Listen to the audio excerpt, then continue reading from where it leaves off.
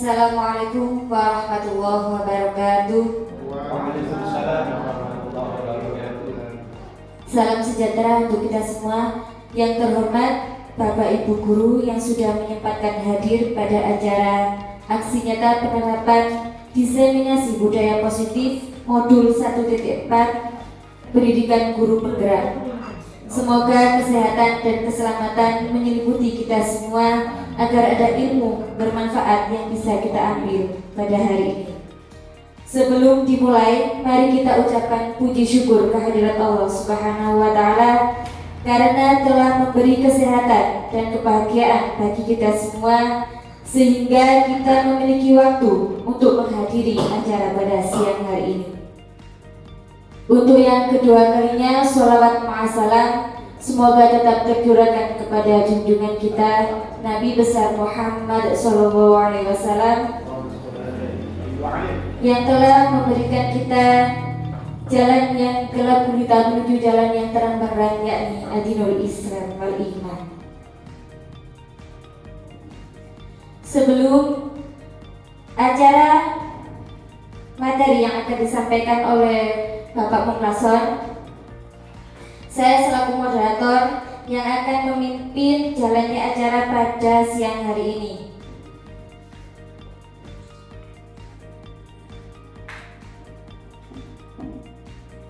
Tema yang akan dibicarakan pada siang hari ini yaitu penerapan diseminasi budaya positif modul 1.4 pendidikan guru penggerak. Sebelum diskusi dimulai, izin kami memperkenalkan pemateri pada hari ini yaitu Bapak Mukhlason, calon guru penggerak angkatan 10 UPT Satuan Pendidikan SDN Palangsari 3 Kabupaten Pasuruan. Setelah pemateri nanti akan diadakan tanya jawab. Untuk selanjutnya, marilah kita dengarkan pemateri pada siang hari ini yang akan disampaikan oleh Bapak Mukhlason. Kepadanya dipersilakan. Saya berdiri saja biar kelihatan.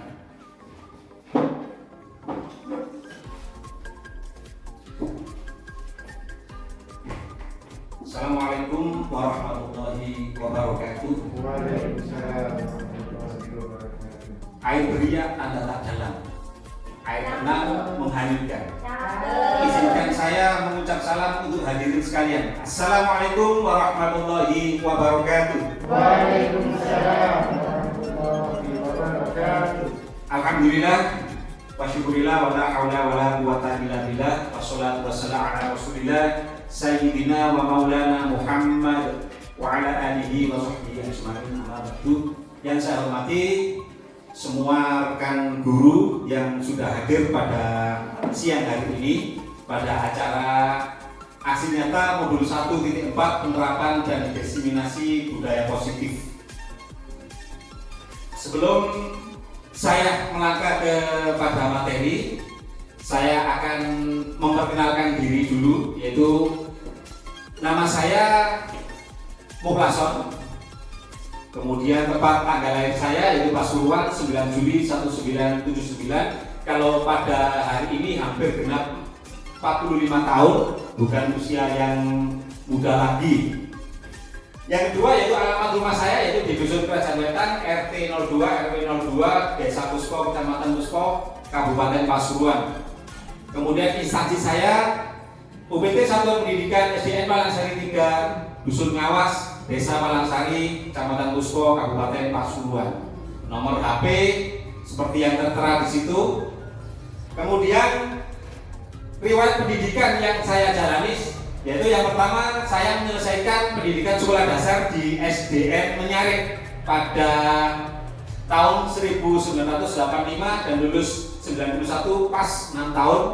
Kemudian SMP Winongan, kalau sekarang SMP Negeri 1. Kalau zaman dulu SMP Winongan 91 sampai 95. Ini kalau kita lihat dari durasi tahunnya agak ganjal, yaitu 4 tahun. Saya pernah tidak naik kelas ya. Di kelas 2 tidak naik kelas 3. Ini saya jabarkan di Trapesium usia pada waktu itu tentang pengalaman negatif dan positif termasuk ini. Kemudian saya menyelesaikan SMA di SMU tahun 95 dan lulus 98. Kemudian saya melanjutkan studi D3 yaitu di manajemen informatika di STIKI, jauh dari keguruan, tapi saya di sini ambil spesialis di pemasaran atau PR, public relation ya. Kemudian kembali dari D3 ke D2 lagi, yaitu di PGPAI Universitas Yogyakarta Pasuruan. Kemudian saya melanjutkan S1 di Setit Muhammadiyah Bangil tahun 2010, lulus tahun 2012. Kemudian riwayat pekerjaan. Yang pertama saya mengajar di SDN Puspo 5 yaitu 2004 hingga 2009. Durasi sekitar ada 6 tahun di SDN Puspo 5. Kemudian saya mengajar di SDN Palangsari 2 2009 hingga tahun 2023 dan sekarang ada di SDN Palangsari 3 yaitu 2023 sampai hari ini. Ada beberapa, nah ini foto saya ya. Oh, ganteng. Ada beberapa materi yang akan kami paparkan pada diseminasi siang hari ini, yaitu yang pertama perubahan paradigma belajar. Perubahan paradigma belajar di akhir-akhir ini sangat dinamis dan berkembang sangat pesat. Dimana kalau dulu anak membawa HP itu adalah sebuah pelanggaran atau bahkan dianggap sebuah, bahkan bisa mendapat poin ya, seperti itu ya.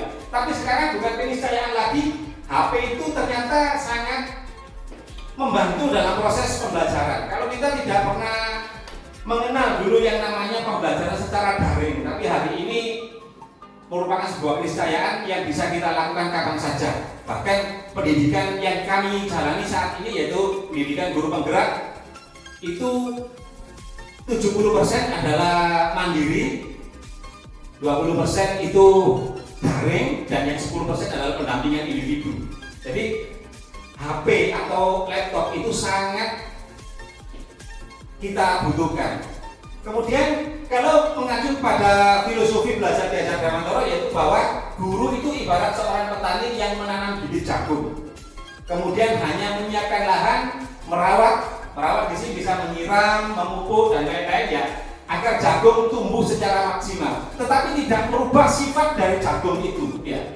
Jagung ini kita ibaratkan seorang murid ya. Tidak mungkin jagung kita rubah menjadi padi, tidak mungkin. Karena kodrat jagung adalah tetap menjadi jagung. Seorang guru diibaratkan seorang petani mengandung maksud guru mengusahakan kelas atau sekolah menjadi lingkungan yang menyenangkan, menjaga, melindungi, menuntun agar karakter murid tumbuh dengan baik sesuai kodratnya. Lah, kita di sini diperlukan untuk bisa mengidentifikasi setiap anak sesuai dengan kebutuhannya. Tidak mungkin anak yang satu dengan anak yang lain sama. Kebutuhannya pun pasti akan berbeda-beda dan potensi anak juga berbeda-beda sesuai dengan kodratnya. Ada anak yang mungkin motoriknya yang menonjol, mungkin dia bakatnya di atletik atau di olahraga. Ada anak yang pendiam, hanya suka menulis, menggambar, itu kan berbeda. Jadi kebutuhan anak berbeda. Dan di sini guru itu hanya tugasnya menuntun agar tumbuh dengan baik sesuai kodratnya, karakternya, maksudnya seperti itu. Next, itu tentang perubahan paradigma belajar. Yang kedua yaitu tentang disiplin positif, yaitu suatu pendekatan untuk menerapkan disiplin dari dalam diri melalui kontrol diri untuk tujuan yang mulia. Dan itu disiplin positif itu kita harapkan disiplin itu muncul dari motivasi internal yang kuat. Dalam arti disiplin itu bukan karena suatu dorongan dari luar, tapi dari dorongan anak itu sendiri, muncul dari faktor internal yang kuat dari dalam dirinya atau kesadaran yang timbul dari dalam dirinya, bukan karena takut dihukum atau ingin dapat sebuah imbalan, seperti itu maksudnya. Kemudian next, dari motivasi internal yang akan muncul kuat itu bisa menggali potensi diri menjadi sebuah tujuan. Menjadi sebuah tujuan maksudnya di sini anak itu bisa memunculkan motivasi setiap memunculkan potensi yang untuk tujuannya apa? Kalau anak itu potensinya di suatu bidang olahraga, lalu tujuannya kan untuk berprestasi dan seperti itu. Next, kemudian mengontrol diri untuk memilih tindakan yang sesuai dengan nilai-nilai kebajikan. Dari 3 komponen tadi akan memunculkan ini ya, mengontrol diri, menguasai diri untuk memilih tindakan yang sesuai nilai-nilai kebajikan universal. Kebajikan universal itu adalah kebajikan yang bisa diterima oleh semua orang, tidak pada satu golongan atau pada komunitas tertentu, tapi bersifat umum, dan itu bisa diterapkan dalam nilai kebajikan universal. Kita misalkan dalam penerapan profil pelajar Pancasila ada 5 yaitu P5, yaitu yang pertama takwa kepada Tuhan Yang Maha Esa, kemudian ada berkebinekaan global, yang ketiga gotong royong, mandiri, kreatif, dan bernalar kritis. Nah, inilah yang kita harapkan dari munculnya disiplin positif tadi, yaitu ada semacam perubahan kepada anak sesuai dengan nilai kebajikan universal yang diterapkan dalam sekolah itu berbentuk sebuah kegiatan P5, itu bertakwa kepada Tuhan Yang Maha Esa, kemudian berkebinekaan global, mandiri, kreatif, dan bernalar kritis, seperti itu. Kemudian yang ketiga yaitu tentang atau yang C, teori motivasi manusia. Tadi tentang disiplin positif, sekarang teori motivasi manusia. Ada 3 alasan motivasi manusia dalam melakukan sesuatu menurut Diane Gayson dalam bukunya Kesimpulan School of Discipline. Yang pertama yaitu orang melakukan motivasi, dimotivasinya pertama itu menghindari ketidaknyamanan atau hukuman. Jelas motivasi siapa sih yang ingin dihukum atau dalam situasi yang tidak nyaman. Namun ada kalanya kita harus keluar dari yang namanya zona nyaman, itu perlu untuk pengembangan diri. Kemudian motivasi yang kedua itu mendapatkan imbalan atau penghargaan dari orang lain, bisa juga pengakuan atau apa ya, termasuk di next. Dan menjadi ini yang paling utama motivasi yang harus kita munculkan, yang ketiga ini, menjadi orang yang diinginkan dan menghargai diri sendiri dengan nilai-nilai yang dipercaya. Jadi kita termotivasi itu bukan karena menghindari hukuman atau ingin mendapat sebuah imbalan seperti yang saya jelaskan di awal tadi, tetapi murni menjadi orang yang diinginkan dan menghargai diri sendiri dengan nilai-nilai yang dipercaya.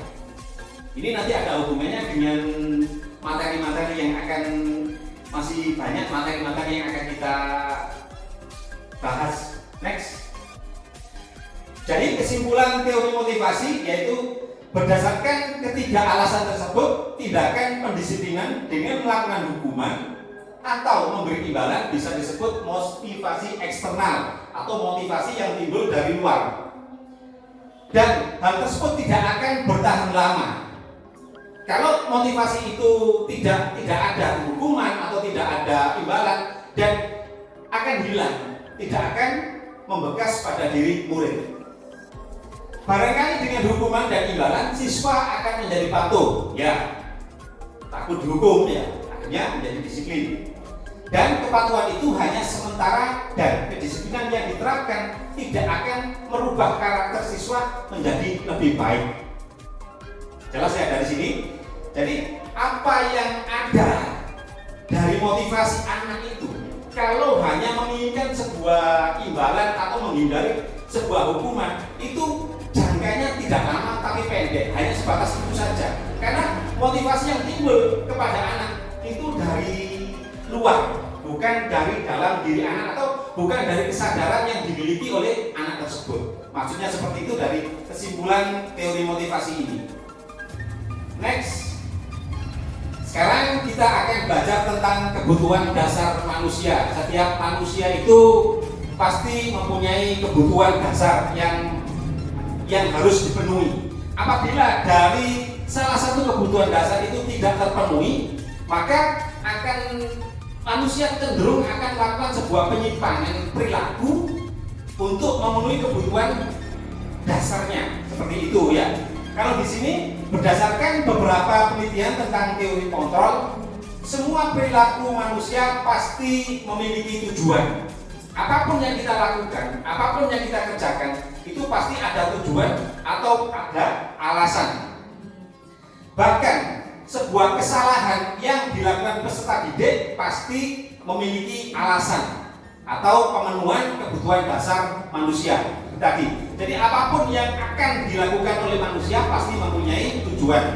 Karena itu salah satunya, kalau ada penyimpangan perilaku, itu semata-mata alasannya yaitu untuk memenuhi suatu kebutuhan dasar manusia itu. 5 kebutuhan dasar manusia, yang pertama yaitu kebutuhan bertahan hidup atau survival, yaitu kebutuhan yang berkaitan dengan fisik seperti makan, minum, tidur, tempat tinggal, dan lain-lain. Itu semua orang pasti akan memenuhi hal ini. Nah, mungkin orang tidak mau memenuhi kebutuhan dasar ini tentang kebutuhan bertahan hidup atau survival. Misalnya orang lapar pasti dia akan berusaha untuk memenuhi kebutuhannya yaitu makan. Apapun caranya, bahkan ada penyimpangan-penyimpangan yang dilakukan untuk memenuhi kebutuhan yang pertama ini. Ada perilaku katakan sampai berbuat kriminal dalam hal memenuhi kebutuhan bertahan hidup. Yang kedua, kebutuhan cinta kasih atau kebutuhan cinta dan kasih sayang atau penerimaan. Tidak kita pungkiri, di setiap komunitas yang kita tempati atau yang kita berada di situ, kita membutuhkan sebuah penerimaan, sebuah hal yang bisa nyaman kita di situ. Penerimaan, kita butuh didengar, kita bisa berbicara, dan seperti itu ya. Kemudian yang ketiga, kebutuhan penguasaan atau pengakuan dan penguasaan. Kita butuh diakui, kita butuh bisa menguasai sebuah situasi seperti itu. Yang keempat, kebutuhan kebebasan pasti. Kebutuhan akan pilihan, kita bebas memilih atau menentukan sebuah langkah untuk hidup kita. Itu pasti. Itu merupakan kebutuhan dasar pada manusia. Dan yang terakhir, kebutuhan akan kesenangan. Nah, mungkin manusia tidak memerlukan kesenangan, semua butuh senang. Kita bekerja, mendapatkan sebuah imbalan, kita senang. Itu merupakan salah satu bentuk pemenuhan daripada kebutuhan. Next, posisi kontrol restitusi. Menurut Diane Goshen pada tahun 1998 mengemukakan bahwa guru perlu meninjau kembali penerapan disiplin di dalam kelas. Apakah telah efektif, apakah berpusat, memerdekakan, dan memandirikan murid, dan bagaimana dan mengapa. Ya, ini sering tidak kita hiraukan. Sering sekali istilah berpusat atau memerdekakan ini jarang kita lakukan di dalam sekolah, tetapi kita biasanya berfokus pada kita ya. Kalau tidak seperti ini kamu salah, bahasanya seperti itu ya. Padahal setiap anak itu mempunyai perilaku yang setiap perilakunya seperti tadi ya, memerlukan sebuah atau mempunyai sebuah alasan untuk memenuhi kebutuhannya. Jadi di sini kolaborasi sangat diperlukan. Memerdekakan di sini anak bukan dibiarkan bebas lepas, tetapi mereka merdeka dalam hal mengungkapkan pendapatnya, keinginannya, seperti apa yang mau dia lakukan, atau gaya belajar seperti apa yang mereka sukai. Itu juga termasuk memerdekakan murid dan memandirikan murid. Tidak semua yang murid butuhkan kita penuhi, tetapi murid bisa melakukan sesuatu hal sendiri dari motivasi dia sendiri untuk memenuhi kebutuhannya. Itu maksudnya seperti itu. Bagaimana dan mengapa? Yang alasannya yang seperti saya terangkan tadi. Jadi tidak harus datang dari diri kita. Kalau tidak seperti ini salah. Karena murid itu berbeda-beda. Tidak semua murid mempunyai kebutuhan yang sama. Kamu harus bisa ini. Tidak semuanya seperti itu, karena murid mempunyai potensi masing. Berdasarkan teori motivasi, penerapan disiplin di sekolah harusnya dilaksanakan dengan alasan yang ketiga, yaitu seperti alasan yang ketiga muncul dari dalam diri sendiri atau kepercayaan atau keyakinan yang dia percaya, itu yang diharapkan, bukan karena sebuah ketidaknyamanan atau menginginkan sebuah imbalan seperti itu. Untuk menerapkan disiplin di sekolah harusnya dilaksanakan dengan alasan yang ketiga tadi, yaitu siswa melakukan kebaikan sesuai dengan keyakinan kelas atau nilai-nilai yang sudah tertanam dalam dirinya atau muncul dari motivasi internalnya atau bahasanya intrinsik dari dalam dirinya, bukan karena ingin mendapatkan sebuah imbalan atau ingin menghindari sebuah hukuman. Itu akan menimbulkan sebuah disiplin yang kuat dan akan menumbuhkan karakter murid yang lebih kuat, dan ini berjangka lama atau bertahan lebih lama daripada anak dalam melakukan disiplin itu karena menghindari sebuah ketidaknyamanan atau hukuman, bahkan dia ingin mendapatkan imbalan. Kalau imbalan itu ada, dia disiplin. Ayo, kalau kamu naik kelas nanti nilaimu bagus, kamu akan saya belikan sepeda. Nah, untuk mendukung anak itu tidak harus anak itu dalam posisi baik, tetapi pada saat dia terpuruk pun kita harus bisa mendukungnya, gitu. Tidak pada posisi yang dia baik-baik saja, tapi lebih dukungan kita tuh harusnya lebih pada anak pada waktu dia terpuruk, gitu, maksudnya seperti itu. Tidak karena baik dapat imbalan, bukan ya sah-sah saja memberikan sebuah imbalan, tapi dengan spontan, secara spontan hanya ingin mengekspresikan perilakunya, gitu. Motivasi internal lebih berjangka lama dan membuat siswa makin kuat dalam berkarakter. Jadi motivasi yang timbul dari dalam diri seorang murid, terutama dalam hal disiplin di sekolah, itu kalau muncul dari dalam dirinya bukan karena aturan yang membelenggunya, yang menekannya, itu jauh lebih kuat dan jauh lebih bertahan lama. Tetapi ya kita tidak menyalahkan ya, tetapi kan memang ada sekolah pasti mempunyai sebuah aturan yang lebih menekan kepada murid. Tapi itu juga merupakan salah satu kontrol sebenarnya. Tetapi dampaknya kalau hanya ingin menghindari sebuah hukuman, maka tidak bertahan lama dalam hal karakternya, hanya berjangka. Paham ya? Next, melalui serangkaian riset dan berdasarkan teori kontrol, Dr. William Glasser, Gosen berkesimpulan bahwa ada 5 kontrol yang diterapkan seorang guru, orang tua, ataupun atasan dalam melakukan kontrol. 5 posisi kontrol tersebut adalah yang pertama, yaitu sebagai penghukum. Penghukum di sini nanti ada paparan masing-masing posisi kontrol. Yang pertama yaitu penghukum. Penghukum di sini adalah ya inilah yang sering terjadi. Jadi kalau anak melanggar aturan kita hukum. Kadang bahkan hukumannya pun tidak masuk akal. Katakan anak itu dalam pelajaran pendidikan agama Islam terlambat, suruh lari di lapangan. Tidak ada korelasinya lari dengan pendidikan agama Islam. Nah seperti itu ya. Kadang seperti itu sering terjadi. Ya. Itu guru yang melakukan menghukum. Kemudian ada posisi kontrol sebagai pembuat rasa bersalah.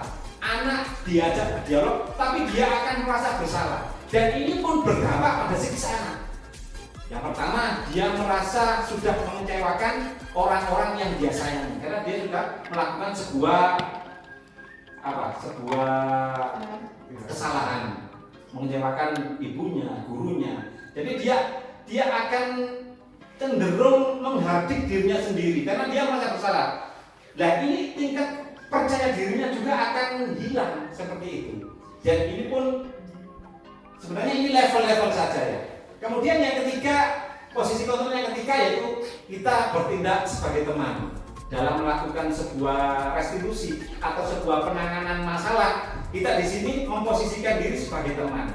Kalau sebagai teman mungkin kelebihannya hubungan dengan siswa juga akan baik ya. Tetapi anak akan tergantung nanti kepada guru tersebut. Karena sering dibantu oleh guru itu. Tidak punya kemandirian atau faktor internalnya juga belum muncul. Yang keempat, sebagai pemantau. Kalau ini sebagai pemantau, biasanya guru itu hanya akan melihat data atau aturan yang ada. Kalau kamu seperti ini, berarti konsekuensinya ini atau hukumannya ini. Seperti itu. Next, kemudian yang paling diharapkan dalam posisi kontrol restitusi adalah sebagai manajer. Sebagai manajer itu biasanya dalam melakukan restitusi atau penanganan masalah pada anak, guru mengajak dialog pada anak. Pertama, anak yang namanya anak itu bersalah, itu adalah identitasnya itu gagal, dia merasa bersalah.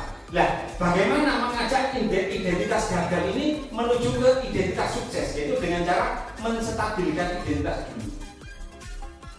Dengan berbagai macam pertanyaan nanti akan saya jabarkan satu persatu, terus anak disuruh mengungkapkan alasan mengapa dia melakukan tindakan seperti itu dan mengembalikan lagi pertanyaannya kepada anak, kira-kira seperti apa yang akan kamu lakukan. Jadi anak pada posisi manajer, anak itu diharapkan bisa mencari solusi untuk dirinya sendiri. Seperti itu dalam posisi manajer. Kalau kita bahas satu persatu, itu tentang yang pertama yaitu posisi penghukum. Next. Pada posisi penghukum, ya, di sini yang terjadi ini, seorang penghukum biasanya atau seorang penghukum bisa menggunakan hukuman fisik atau verbal. Verbal ini kata-kata.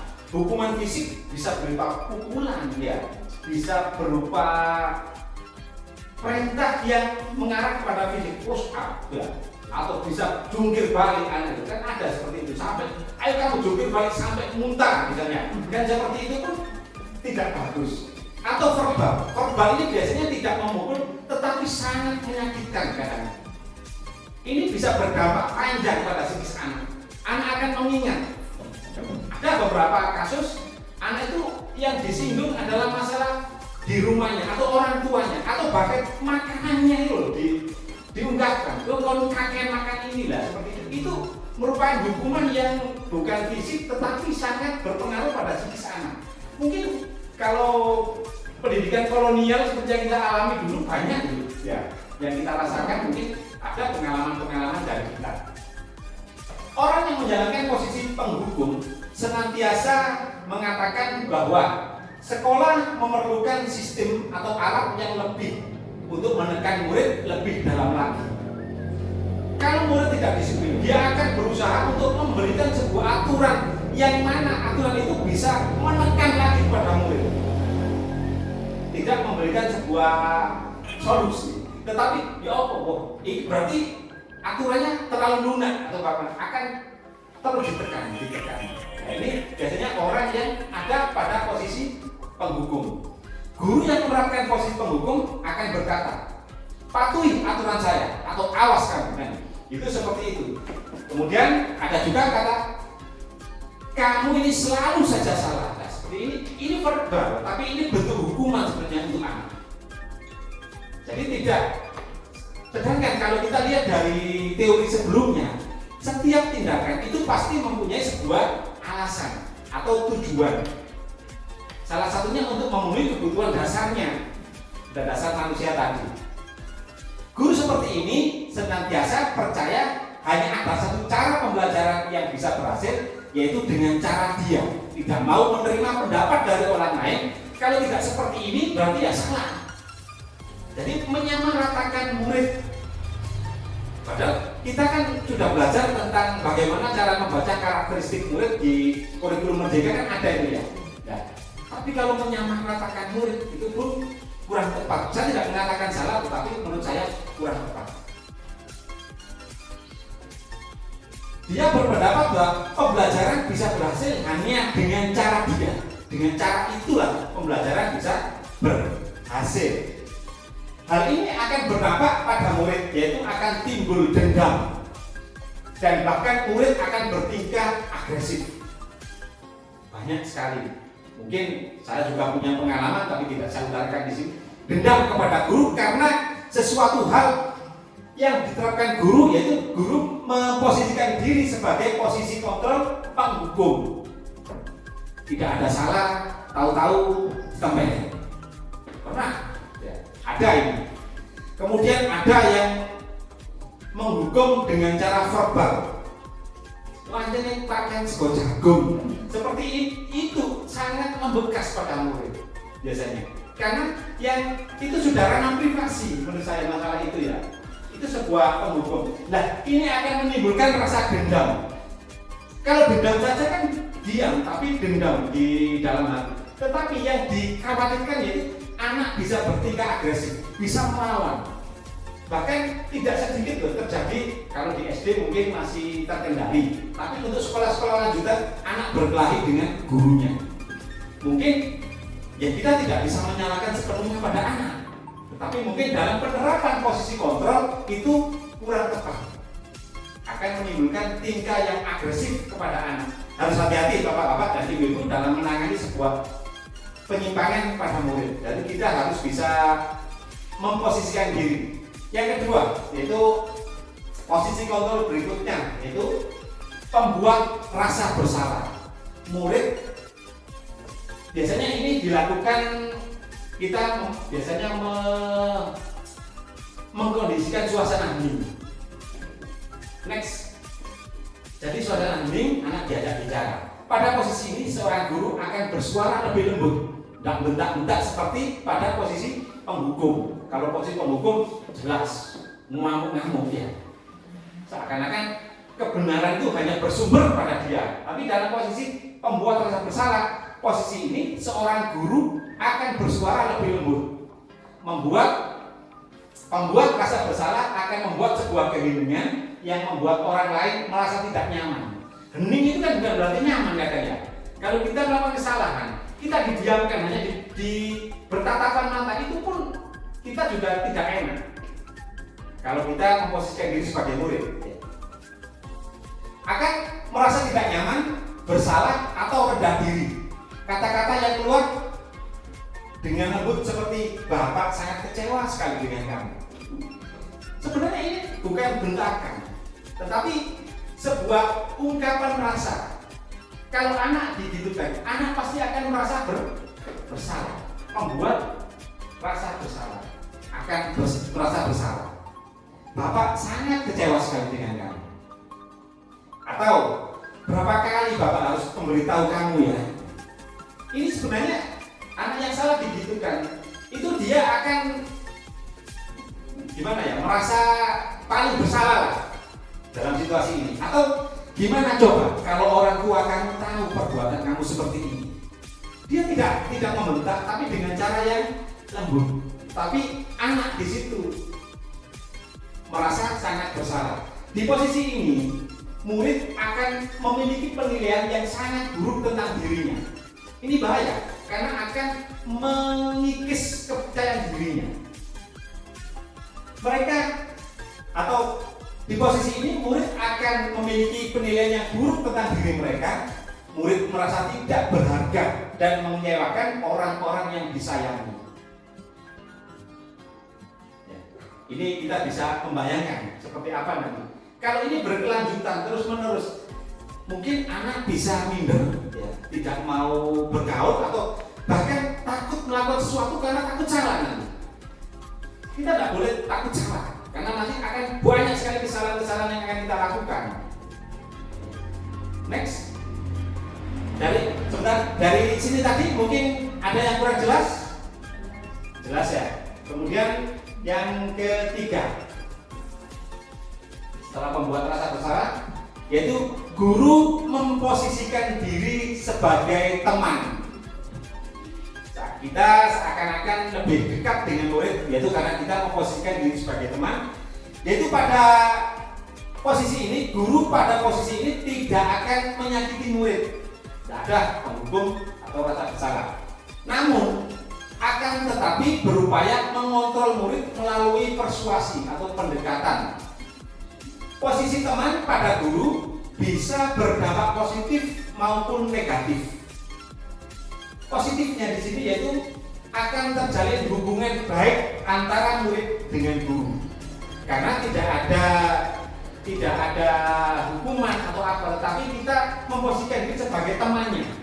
Akan timbul sebuah hubungan yang baik. Tetapi buruknya, ada buruknya. Guru di posisi teman akan menggunakan hubungan baik dan humor untuk mempengaruhi seseorang. Ini kadang kalau sudah terjalin dengan erat, maka murid itu hanya cenderung pada satu guru.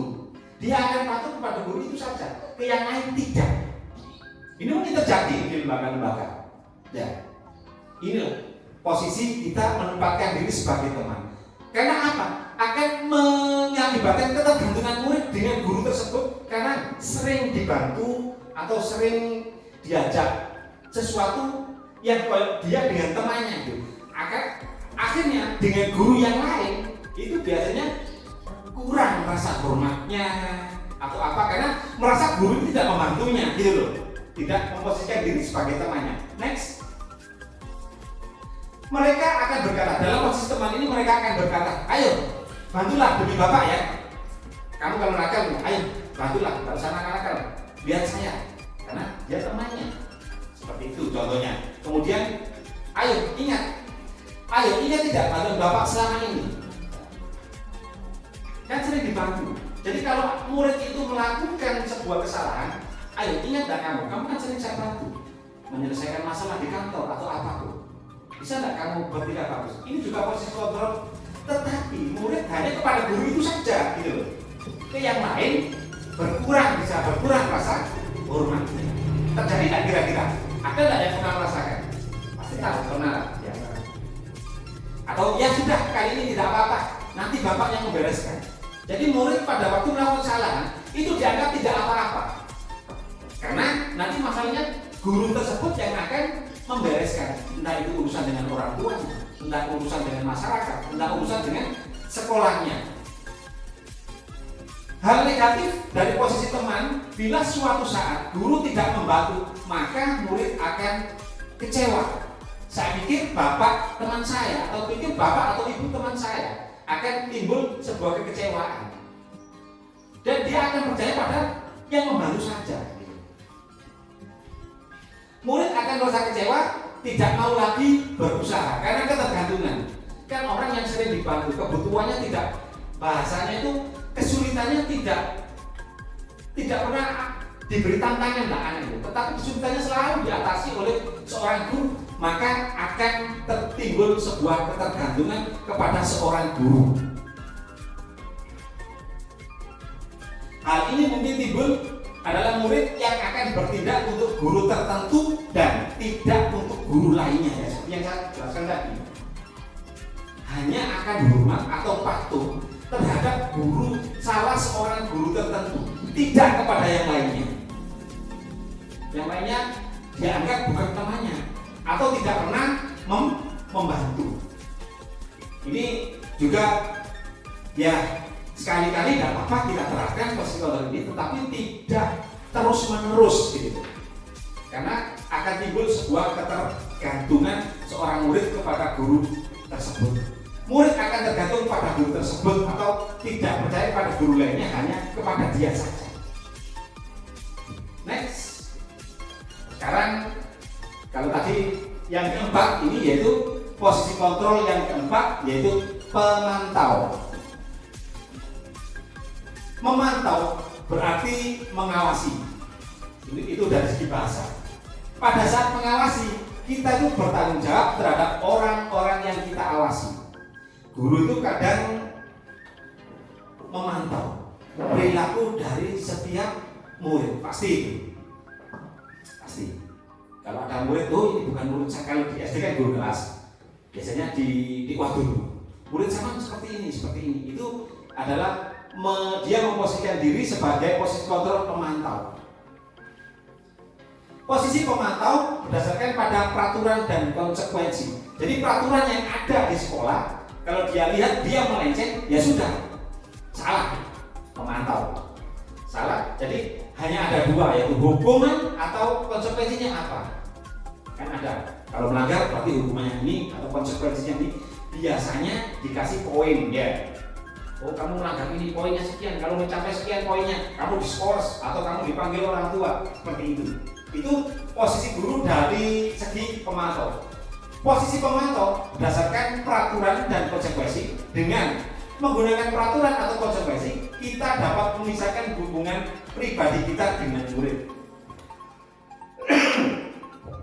Jadi pada saat melakukan posisi pemantau, kita mencoba untuk memisahkan hubungan dengan murid. Dan arti saya memposisikan diri sebagai hakim lah rasanya. Kalau kamu melakukan kesalahan berarti ini, tak peduli kamu siapa, kamu murid saya atau bukan. Itu maknanya memisahkan hubungan pribadi kita dengan murid. Next. Seorang pemantau biasanya akan menanyakan kalau ada anak yang melanggar atau anak yang berperilaku menyimpang, peraturannya apa? Atau kamu tahu kan peraturannya apa? Oh, peraturannya tidak boleh. Atau dia merokok, atau dia tidak memakai seragam lengkap, seperti itu. Kamu tahu kan peraturannya apa? Ya, seperti itu.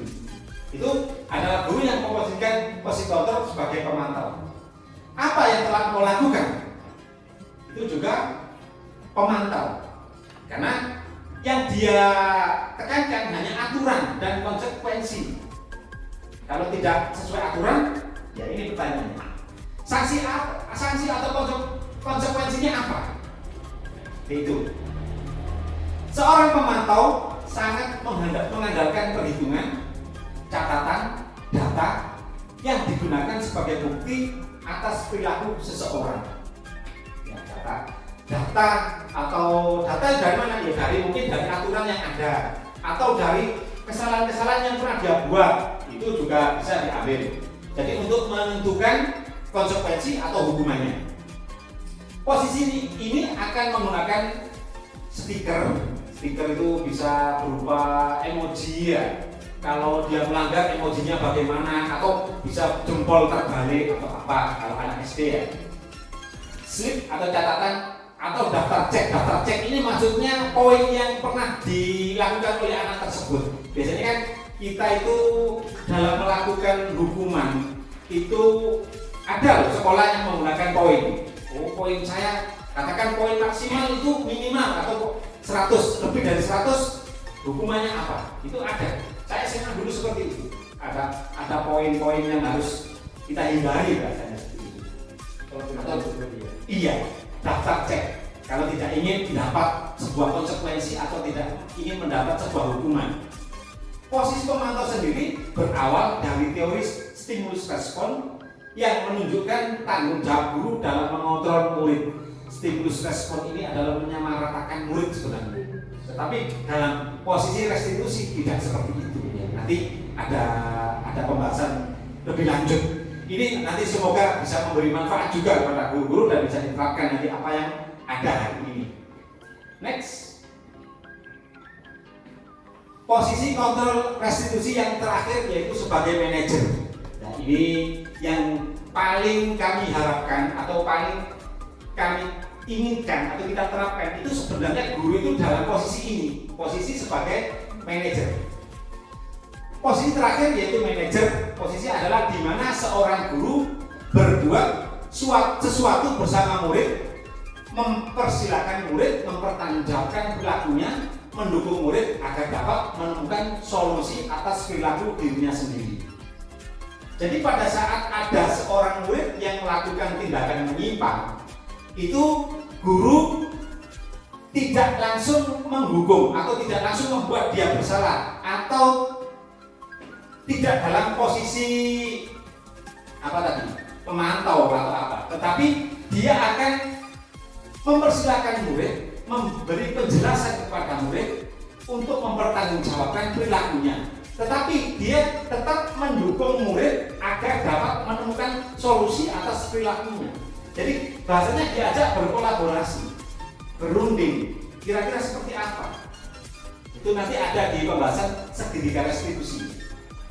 Perlihatnya sendiri.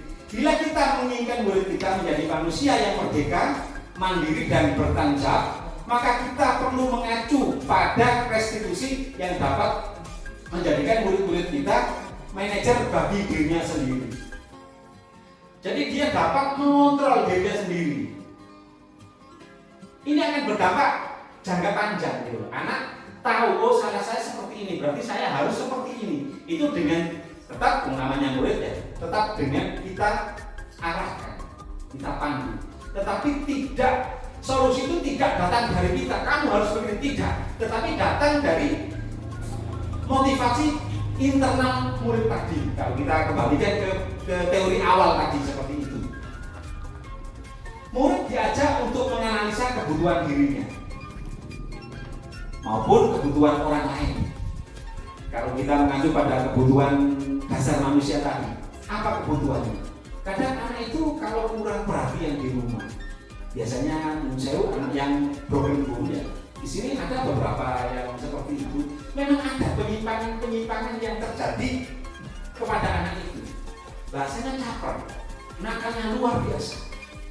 Berarti di situ ada sebuah kebutuhan yang tidak terpenuhi dari anak tersebut. Ya, di sini peranan seorang guru, lebih-lebih guru kelas yang setiap hari bertemu dengan mereka pasti akan tahu. Jangan langsung kau ini gelutan lari sana. Ya, seperti itu kan kita dalam posisi penghukum. Sebaiknya kita hindari, tetapi kita bisa menerapkan posisi manajer. Kita ajak diskusi, kita stabilkan identitasnya. Karena anak yang melakukan kesalahan itu, ya saya ulangi lagi, adalah anak yang dalam posisi identitas gagal. Identitasnya gagal. Bagaimana kita bisa menumbuhkan anak, motivasi anak agar menjadi identitas sukses, kan seperti itu. Jadi tidak langsung kita hakimi, tapi kita ajak menganalisa apa yang mereka butuhkan dari kebutuhan dasar manusia tadi. Apa yang tidak terpenuhi dalam dirinya. Kalau ada anak sebenarnya ada ini, ya juga tabungan atau hal kecil lah. Mungkin kebutuhan dasarnya tidak terpenuhi, dan itu pun kita juga perlu merestitusinya, perlu melakukan sebuah tindakan. Yang paling tepat menurut saya, kita harus dalam posisi manajer. Jadi guru tidak darah tinggi ngamuk, tetapi kita melakukan posisi ini, mengajak anak untuk berbicara, menganalisa kebutuhan dirinya maupun kebutuhan orang lain. Kebutuhan orang lain, kebutuhan lembaga yang dia inginkan bagaimana, biar anak bisa muncul gagasan untuk memperbaiki perilakunya, tapi bukan dari kita, tapi kita kembalikan kepada anak tersebut. Di sini menekankan bukan pada membuat konsekuensi, namun dapat berkolaborasi dengan murid bagaimana memperbaiki kesalahan yang ada. Jadi anak diajak untuk bahasanya berdiskusi, melakukan diskusi, mencari sebuah solusi yang mana solusi itu nanti bisa diterapkan oleh anak tersebut. Nah, ini nanti bisa berdampak lebih lama atau panjang karena motivasi yang kita bangun adalah motivasi intrinsik atau motivasi internalnya dari dalam dirinya. Next. Seorang manajer akan berkata apa yang kita yakini. Jadi kita kembalikan keyakinannya atau kita kembalikan kepada keyakinan kelas atau peraturan sekolah yang ada. Apakah kamu tahu aturan di sekolah ini? Ya Pak, saya tahu. Tidak boleh ini, tidak boleh itu ya. Tetapi kenapa? Nah, kita kembalikan lagi. Berarti kamu salah. Ya, saya salah. Melakukan kesalahan itu adalah sebuah hal yang wajar. Semua pernah melakukan kesalahan. Saya pun pernah melakukan kesalahan karena tidak ada manusia yang sempurna seperti itu. Nah, di situ anak kan dari identitas salah atau gagal. Kita stabilkan identitasnya menjadi identitas yang sukses. Apa kamu meyakininya? Apakah kamu, bahasanya kalau peraturan sekolah atau kalau peraturan kelas nanti akan kita bahas di keyakinan kelas, ada materinya sendiri nanti ya. Kalau kita tanyakan, apakah kamu percaya bahwa aturan sekolah seperti itu benar? Ya itu kan kita kembalikan lagi. Oh yang benar Pak. Lalu kita, jika kamu meyakininya, apakah kamu bersedia memperbaikinya? Nah, itu kan kita kembalikan lagi ke anak. Tidak, solusi tidak datang dari kita, kamu harus begini, kamu harus begitu, tidak. Tetapi anak nanti yang bisa mengungkapkan apa yang harus dia perbaiki. Jika kamu memperbaiki ini, hal ini menunjukkan kamu tentang dirimu, tentang bagaimana yang ada di keyakinan kelas. Misalnya menunjukkan saya adalah orang yang bertanggung jawab, saya adalah orang yang menghargai, atau macam-macam. Nanti di keyakinan kelas saya ada. Ini karena perlu sebuah keyakinan kelas itu perlu diterapkan. Jadi sebelum melakukan pembelajaran, kita membentuk sebuah keyakinan kelas yang disepakati oleh semua warga kelas tersebut. Ini dari sektor kelas, tapi dari sektor sekolah itu berupa peraturan. Tapi kalau peraturan itu biasanya lebih konkret daripada keyakinan kelas. Keyakinan kelas lebih bersifat abstrak. Apa rencana kamu untuk memperbaiki hal ini? Jadi kita kembalikan lagi ke anak. Anak yang mencari solusi, anak yang menganalisa kesalahannya, dan anak pun yang akan menyimpulkan dan mencari solusi untuk dirinya sendiri. Jadi ini disesuaikan dengan kemampuan anak. Tidak datang dari kita. Kalau kita yang memberi solusi, belum tentu anak tersebut mampu menjalankan apa yang kita perintahkan, apa yang kita berikan. Seperti itu. Tetapi kalau murid itu sendiri yang ngomong atau yang sanggup melaksanakan sebuah solusi, berarti dia sesuai dengan apa yang dia mampu, karena dia sendiri yang menganalisa daripada kesalahannya tadi dan solusinya bagaimana. Itu yang diharapkan. Tugas seorang manajer bukan untuk mengatur perilaku seseorang. Jadi kita tidak mengatur perilakunya, tetapi kita menuntun, mengarahkan. Kita membimbing murid untuk dapat mengatur dirinya sendiri. Murid, paling tidak murid kita wujudkan sebagai manajer untuk dirinya sendiri. Jadi mengatur dirinya sendiri, ya tentunya sesuai dengan karakter yang kita inginkan. Yaitu contohnya tadi nilai-nilai kebajikan universal tadi kita terapkan dalam P5 tadi, itu beriman, bertakwa, berkebinekaan global, mandiri, kreatif, dan bernalar kritis. Seperti itu tadi, itu yang kita sepakati dari nilai-nilai kebajikan yang ada di sekolah P5. Belum. Seorang manajer akan memisahkan murid dengan kelompok. Seorang manajer bukan berarti memisahkan murid dengan kelompoknya, tetapi mengembalikan murid tersebut ke kelompoknya dengan lebih baik dan lebih kuat. Kadang anak itu kalau nakal, kalau sering melakukan sebuah pelanggaran atau sebuah penyimpangan perilaku di kelompoknya, di kelasnya, itu biasanya cenderung dihindari. Tidak duwe konco, ada yang seperti itu ya. Kalaupun ada yang berteman itu selevel, sealiran ya, sama-sama seperti itu, bukan seperti itu ya. Tapi kalau semuanya seperti itu ya, itu tugas kita. Jadi anak itu bukan kita pisahkan dari kelompoknya, tetapi kita kembalikan kelompoknya dengan lebih baik lagi, yaitu dengan kita melakukan sebuah restitusi. Kalau di dalam segitiga restitusi nanti akan ada pembahasannya. Ya, seperti itu. Next.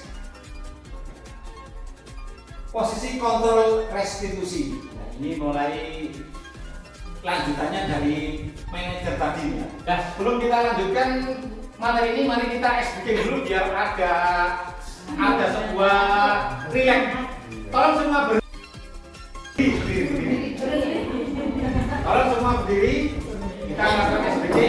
Kita akan melatih konsentrasi, tapi sebelumnya tolong direlakskan dulu. Jadi ada sebuah SBK yang akan kita lakukan, yaitu yang pertama tepuk 1, tepuk 2, tepuk 3, tepuk 4, tepuk 5. Oh, 5. 2 kali tepuk 2. 2 kali tepuk 1, 2 kali tepuk 5.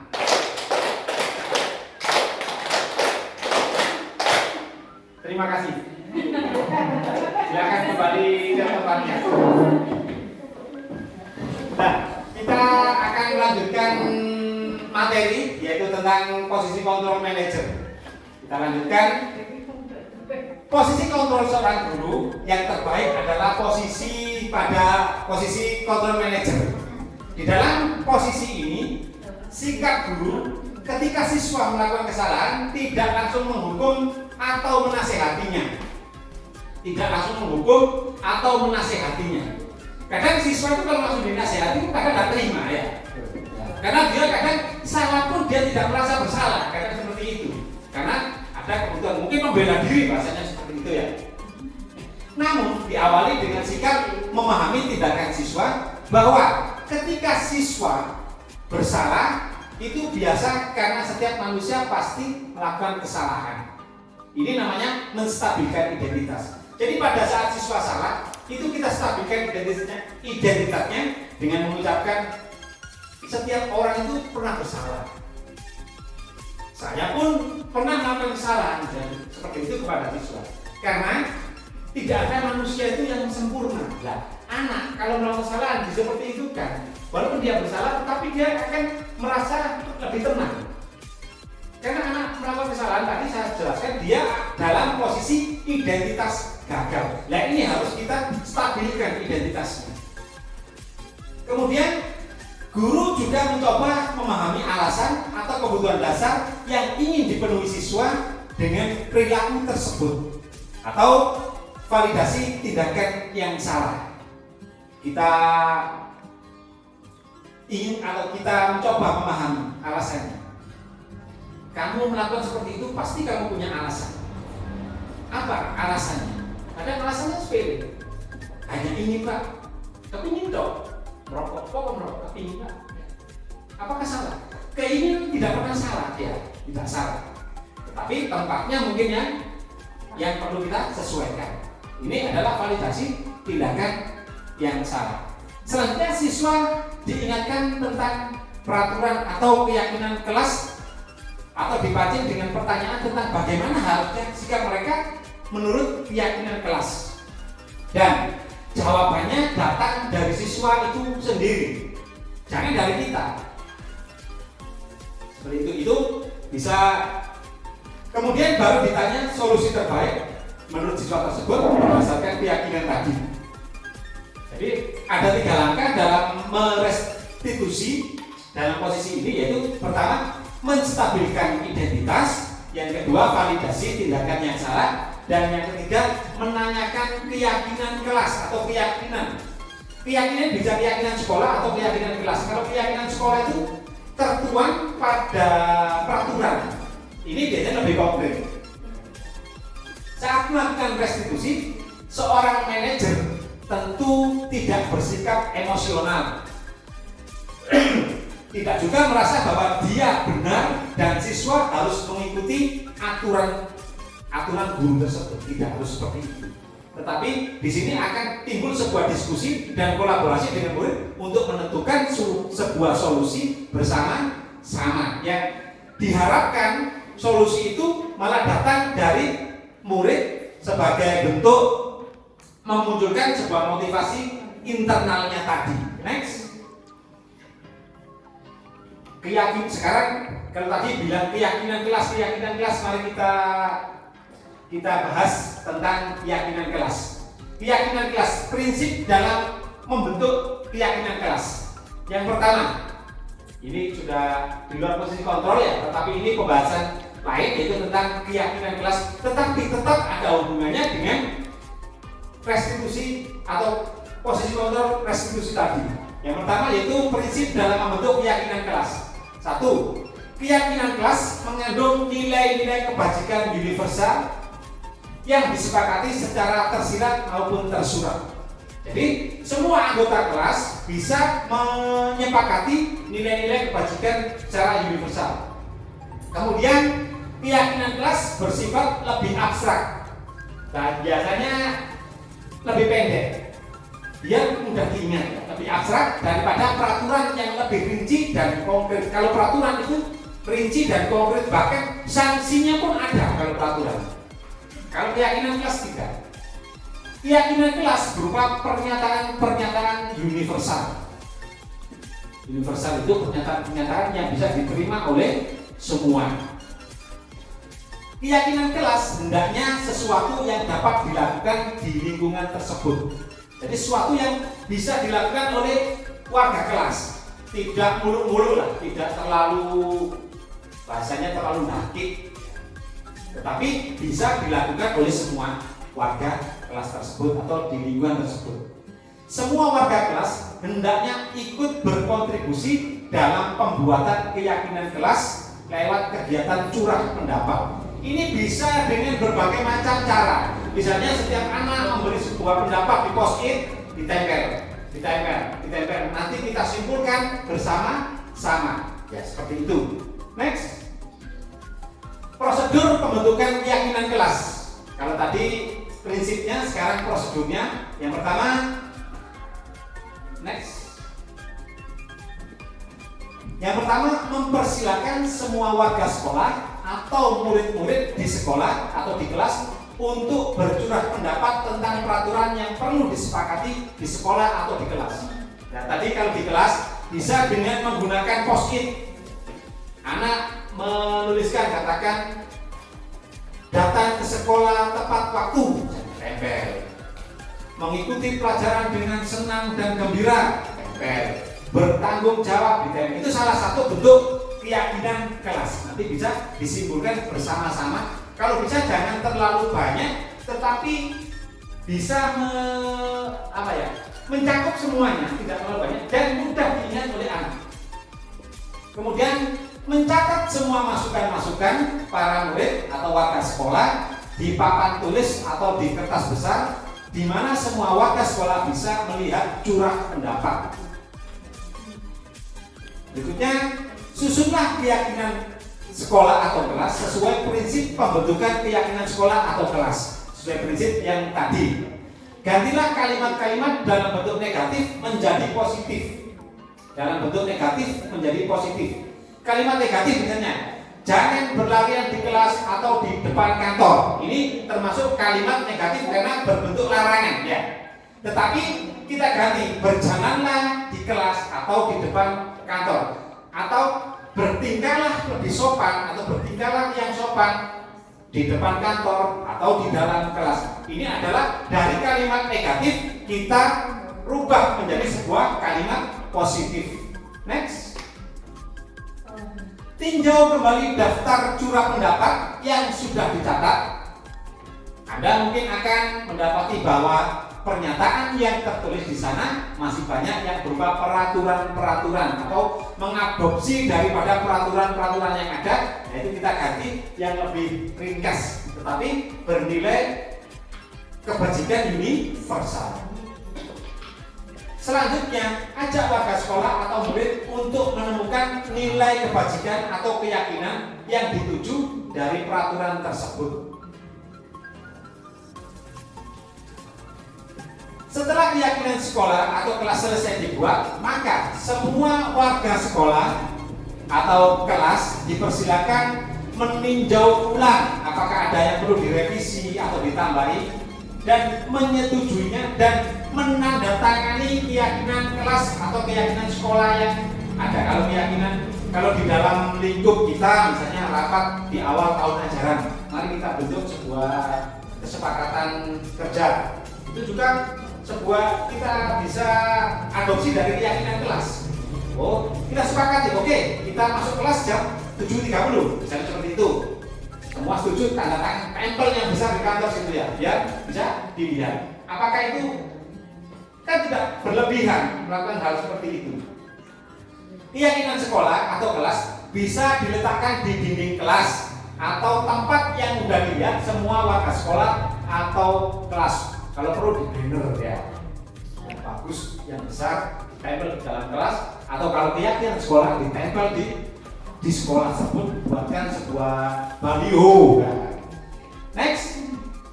Nah, ini adalah contoh keyakinan kelas. Misalnya anak kelas 4 pasti bisa. Ini kan contoh keyakinan kelas. Disiplin waktu. Ini siapa yang membuat? Semua warga kelas tersebut. Ini adalah kesimpulan yang sudah berdasarkan curah pendapat dari warga kelas 4. Ini sebuah contoh. Berdoa sebelum dan sesudah belajar. Sebenarnya hal-hal yang Ini kan bahasa anak, hal-hal yang sederhana. Kemudian berbicara dengan sopan. Berbicara dengan sopan ini baik dengan gurunya maupun dengan teman-temannya. Menjaga kebersihan lingkungan. Ini juga penting. Kadang anak itu bawa makanan ke dalam kelas, mengotori meja, atau takut kelihatan gurunya ditaruh di laci, sehingga menimbulkan kalau sudah 2 hari akan menimbulkan bau yang kurang. Ini kan juga tidak menjaga kebersihan lingkungan juga. Saling menghargai dan tolong menolong.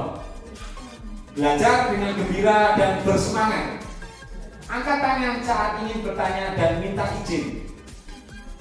Mengerjakan tugas dan melaksanakan piket dengan penuh tanggung jawab. Ini sebuah ilustrasi atau sebuah gambaran kalimat yang sederhana. Tetapi seandainya ini diterapkan di kelas, Bapak Ibu bisa membayangkan betapa kondusifnya sekolah kita kalau ini bisa diterapkan.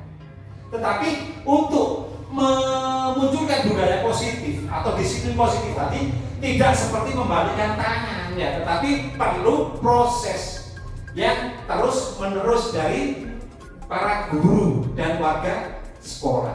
Tetapi pionirnya tetap pada guru.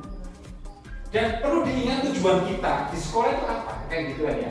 Yaitu untuk murid dan murid. Hanya itu yang harus ditanamkan pada diri kita, sehingga apapun yang kita lakukan hanya untuk murid. Termasuk seperti ini. Ini seandainya hal yang apa ya? Yang lumrah. Mungkin ini sudah bukan hal yang asing di telinga murid-murid kita. Tetapi penerapannya masih kurang maksimal. Tetapi kalau ini sudah diterapkan, kita melakukan restitusi atau apapun, kita kembalikan ke sini ya. Kalau ada anak yang berkelahi atau apa, kita kembalikan ke sini. Di sini ada saling menghargai dan tolong menolong. Di situ anak kan sudah melanggar sebuah keyakinan kelas. Kita kembalikan lagi di situ. Itulah maksudnya yang tadi di restitusi tadi menanyakan keyakinan. Ya, maksudnya keyakinan di sini. Kamu kan masih ingat keyakinan yang ada di kelas kita? Itu kan menanyakan keyakinan. Kita kembalikan ke sini dan nanti anak yang bisa merestitusi dirinya sendiri, mencari solusi untuk dirinya sendiri. Next. Nah, ini contoh pembuatan keyakinan kelas. Bisa menggunakan post-it atau curah pendapat seperti ini. Kalau ini kita gunakan kertas ya. Kertas kita tempel pakai lem atau solasi.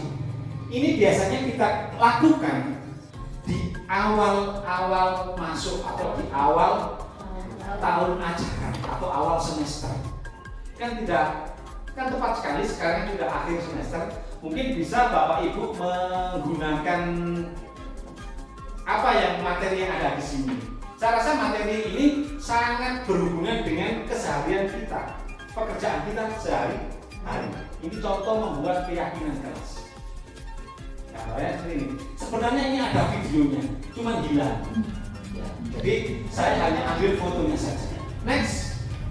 Kalau tadi keyakinan kelas, sekarang ke segitiga restitusi. Hampir sama dengan posisi manajer. Ini tentang segitiga restitusi. Segitiga restitusi ialah suatu proses dialog yang dijalankan guru atau orang tua agar dapat menghasilkan murid yang mandiri dan bertanggung jawab. Dalam arti bertanggung jawab terhadap perilakunya. Tapi di sini guru tidak memposisikan diri sebagai yang paling benar, ya. Tetapi guru di sini memposisikan diri sebagai manajer atau sebagai orang tua. Next. Tahapan segitiga restitusi. Kalau ini ilustrasinya kan sebuah segitiga. Tahapannya yaitu pertama yaitu menstabilkan identitas. Next. Nah, menstabilkan identitas biasanya kita melakukan sebuah pertanyaan. Setiap atau sebuah ungkapannya. Setiap orang pasti pernah melakukan kesalahan. Ini tujuannya apa? Saya ulangi lagi, tujuannya yaitu menstabilkan identitas, yaitu anak yang bersalah itu kan dalam posisi identitas gagal ke identitas menumbuhkan dari identitas gagal ke identitas sukses. Itu adalah menstabilkan identitas. Yang kedua yaitu validasi tindakan yang salah. Biasanya kita minta sebuah alasan. Kamu pasti punya alasan melakukan ini. Kalau kita kembalikan ke teori tentang teori kebutuhan manusia, kebutuhan dasar manusia, yaitu setiap perilaku itu pasti untuk memenuhi sebuah kebutuhan atau mempunyai sebuah alasan. Setiap perilaku pasti mempunyai sebuah alasan. Next. Yang ketiga yaitu menanyakan keyakinan. Kalau keyakinan kelas sudah kita bentuk seperti tadi, kita tinggal menanyakan dengan pertanyaan, kamu pasti punya alasan melakukan ini. Kamu kan tahu keyakinan atau ini. Kamu masih ingat keyakinan yang kita bentuk atau keyakinan kelas yang ada. Itu termasuk salah satu dalam tahapan yang ketiga yaitu menanyakan keyakinan. Ini adalah tahapan-tahapan dalam melakukan sebuah segitiga restitusi. Next. Nah, di sini saya akan menayangkan sebuah video yang apa ya bahasanya? Yang pernah saya praktekkan tentang segitiga restitusi. Itu kasus yang pertama dalam penerapan segitiga restitusi. Semoga saja sinyalnya bagus. Jadi kita akan lihat sebuah segitiga restitusi yang pernah saya terapkan pada siswa saya, yaitu kepada namanya Juna. Dan ini adalah salah satu dokumen video yang bisa saya tayangkan.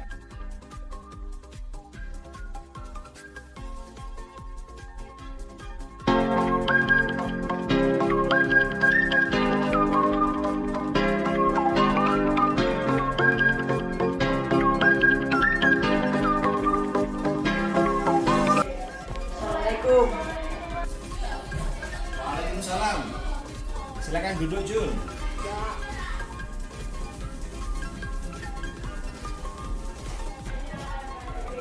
Apa kabar, Jun? Baik, Pak. Alhamdulillah. Saya ingin ngobrol sebentar, boleh nggak? Boleh, Pak. Boleh ya. Ya. Sekarang hari apa, Jun? Senin. Menurutmu apakah seragam yang kamu gunakan itu sudah sesuai? Ya, Pak. Tidak sesuai ya. Mengapa kamu berpikir begitu? Karena saya tidak memakai dasi dan topi dan Kaos kaki warna kaki warna putih. yang kamu pakai kaos kaki warna hitam ya. Ya. Tuh, tidak memakai dasi, tidak memakai topi, tidak memakai kaos kaki warna putih. Hari Senin itu kan biasanya kita melaksanakan upacara bendera. Lagi waktu upacara kan memakai seragam yang tidak sesuai. Manusia itu memang wajar melakukan kesalahan juga. Saya juga pernah melakukan kesalahan. Ya betul. Ya. Kalau boleh saya tahu, kenapa kamu tidak memakai dasi, tidak memakai topi, bahkan kaos kakimu warna hitam untuk hari Senin ini? Kalau saya memakai topi, saya dibilang nggak pantas, Pak. Dibilang tidak pantas kalau memakai topi. Iya. Kalau memakai dasi, Dibilang anak dulu. dibilang anak culun. Kalau kaos kaki hitam sengaja. Sengaja. Karena saya keburu-buru tadi, Pak. Oh, sengaja karena kamu terburu-buru tadi ya. Tapi kamu tadi terlambat apa tidak? Tidak terlambat. Saya lihat kata anak-anak sudah latihan Ya. jam 7 kayaknya. Ya. Jadi sikap kamu tidak terlambat datang ke sekolah itu sebuah sikap yang bagus, Jun. Kamu sudah menunjukkan sikap yang bertanggung jawab. Tapi untuk kelengkapan itu kan masih perlu kamu tingkatkan. Kalau kamu tidak mau dibully ya, intinya kamu tidak mau dibully itu adalah sesuatu yang wajar. Siapa sih yang mau dibully, Jun ya? Tetapi kamu kan masih ingat kan bahwa itu tidak sesuai dengan keyakinan di sekolah ini. Jadi nanti kedepannya kamu mau bagaimana? Ya dibetulkan dulu kita. Dibetulkan untuk lebih rapi, lebih disiplin, ya, lebih disiplin lagi. Jadi apa yang kamu lakukan itu bagaimana? Salah. Salah. Setelah salah, Ya enggak. mohon maaf. Ya. Ya, mohon maaf. Seperti itu ya. Ya. Bagus sekali melaksanakan. Jadi kamu akan memperbaiki kesalahanmu. Itu komitmenmu ya. Bagus sekali. Melaksanakan komitmen yang sudah disepakati itu menandakan bahwa kamu itu adalah orang yang bertanggung jawab. Bahkan kamu bersedia untuk memperbaiki dan lebih disiplin dalam mengenakan seragam. Seperti itu Jen ya. Jadi nanti akan diperbaiki, akan lebih rapi lagi gitu ya. Terima kasih Jun ya. Ayo. Awalnya saya takut mau dihukum waktu saya dipanggil Pak Muklason. Ternyata saya hanya ditanya dan dinasehati. Saya akan memperbaiki kesalahan saya dan akan lebih disiplin memakai seragam sekolah Nah, sesuai tadi adalah kasus pertama dalam menerapkan segitiga restitusi. Untuk selanjutnya, yaitu ini adalah kasus kedua yang saya lakukan dalam penerapan segitiga restitusi, yaitu terhadap murid saya bernama Anam. Dia merokok di dalam kelas.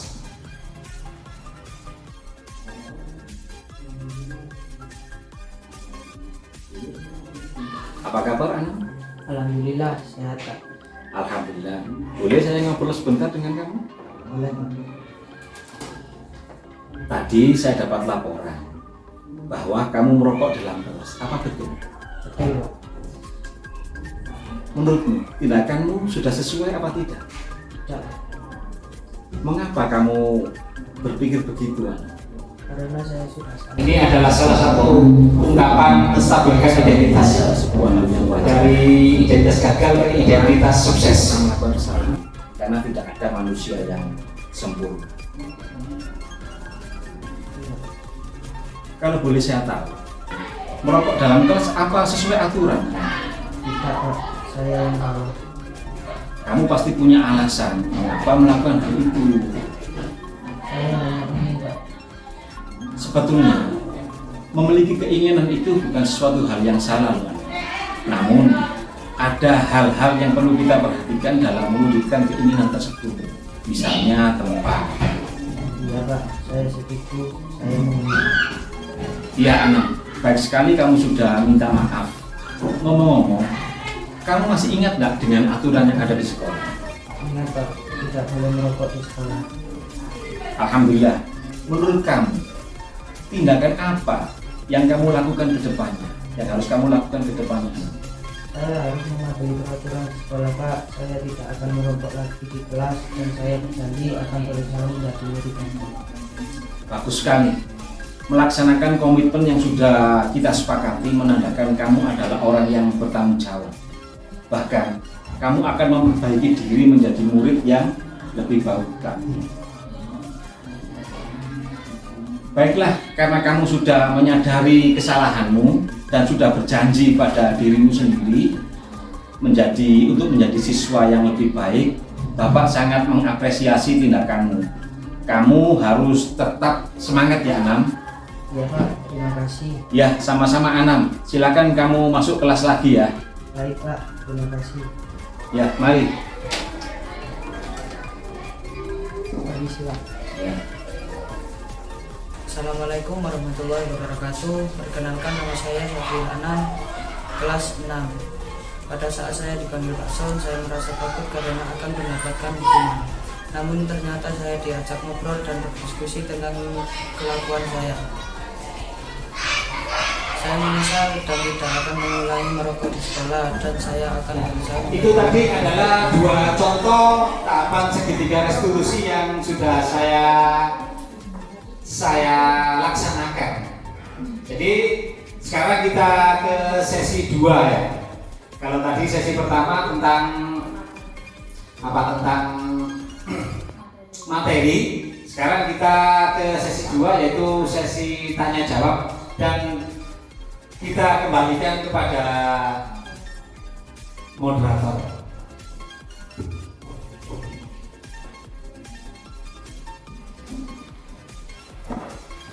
Baik Bapak Ibu, terima kasih atas pemaparan materi yang telah disampaikan oleh Bapak Muklason. Untuk selanjutnya kita beralih ke sesi tanya jawab. Monggo, siapa yang bertanya? Harus satu dulu. Dari Bapak Eko dulu. Monggo.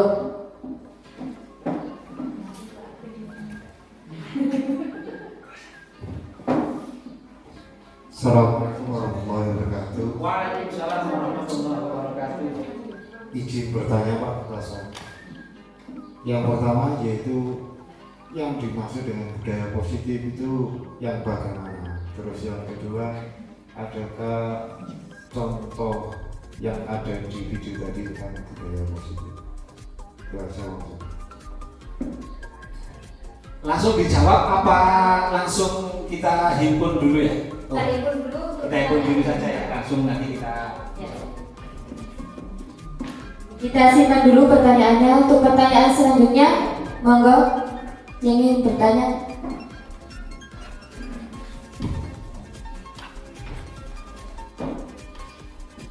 Terima kasih. Langsung saja ya Pak. Ya silakan.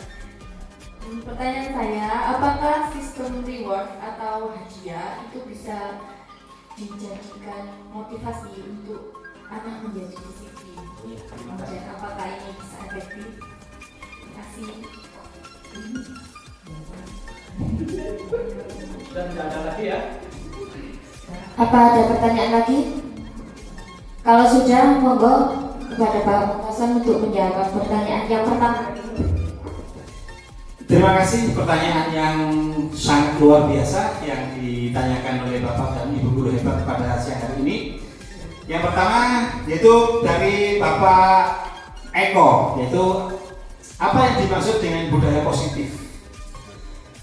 Budaya positif itu adalah atau suasana sekolah. Kalau kita ibaratkan di sekolah, suasana sekolah di mana para warga sekolah itu merasa dihargai, merasa didengarkan apa yang dia utarakan, dan bisa mempertanggungjawabkan apa yang sudah dijadikan sebuah kesepakatan di sekolah tersebut. Jadi budaya positif adalah sebuah situasi yang sudah sangat bagus, di mana para warga sekolahnya sudah terakomodir, sudah dihargai, sudah merasa didengarkan, dan bisa melaksanakan apa yang sudah menjadi sebuah kesepakatan, baik itu peraturan sekolah maupun sebuah keyakinan yang sudah diterapkan baik di kelas maupun di dalam keyakinan kerja di sebuah lembaga. Mungkin seperti itu Pak. Dan kalau kita lihat dari video tadi, apakah sudah sesuai dengan budaya positif? Saya rasa ada beberapa yang sangat sesuai, yaitu dengan melakukan sebuah permasalahan atau penyimpangan perilaku dari anak dengan menerapkan sebuah tahapan-tahapan restitusi, atau dengan cara membangun tidak dengan cara yang lebih agresif atau dalam menghukum, tetapi mengajak siswa melakukan sebuah kolaborasi untuk menentukan sebuah solusi bagi permasalahannya. Itu termasuk sebuah budaya positif. Ya, apakah sudah jelas? Jelas. Yang kedua, yaitu tentang apakah reward itu bisa memberi salah satu Bu Irma? Apakah reward itu sebuah hal yang efektif untuk mengontrol anak untuk berdisiplin seperti itu ya? Ya, itu. Nah, seperti yang saya jelaskan tadi, disiplin itu harus muncul daripada motivasi internal, bukan eksternal. Reward itu tidak salah, ya betul, tidak salah. Ya, saya tidak menyalahkan reward, tetapi Remote adalah salah satu posisi kontrol yang diterapkan oleh seorang guru dengan memberi sebuah imbalan atau hadiah, yang mana anak nanti diharapkan dengan imbalan ini bisa termotivasi untuk melaksanakan sebuah kedisiplinan di sekolah, kan seperti itu ya. Tetapi kalau hanya karena itu merupakan faktor eksternal yang ada, tidak muncul dari faktor internal anak. Jadi anak hanya akan melakukan hal seperti itu atau melakukan sebuah pendisiplinan diri hanya karena ingin mendapat hadiah atau reward. Dan ini yang saya jelaskan tadi tidak berjangka panjang atau berjangka pendek. Kalau tidak ada hadiah mungkin tidak terjadi, dan ini tidak membentuk karakter anak lebih kuat seperti itu. Tetapi mestinya anak itu melakukan disiplin itu dari motivasi internal yang ada. Mungkin itu penjelasan dari saya. Apakah cukup jelas? Cukup jelas. Dan terima kasih atas waktunya. Demikian apa yang bisa saya paparkan dalam diseminasi pada siang hari ini, yaitu tentang aksi nyata modul 1.4 tentang budaya positif. Sebelum saya akhiri, saya ingin berpantun terlebih dahulu, yaitu tuku santen datang peken. Pekene peken bring harjo. Kalau pinten cukup semanten, sedaya lepat nyuwun pangapunten. Wassalamualaikum warahmatullahi wabarakatuh.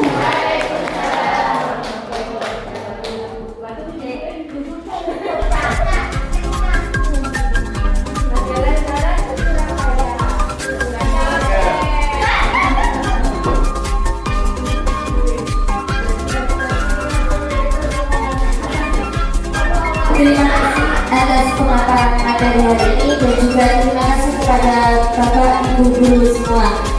Semoga apa yang kita dengarkan tadi membawa ilmu bermanfaat bagi kita semua. Sekian dari kami, mohon maaf jika ada kesalahan, dan semoga kita semua diberi kesehatan. Saya akhiri, ihdinas siratal mustaqim. Wassalamualaikum warahmatullahi wabarakatuh.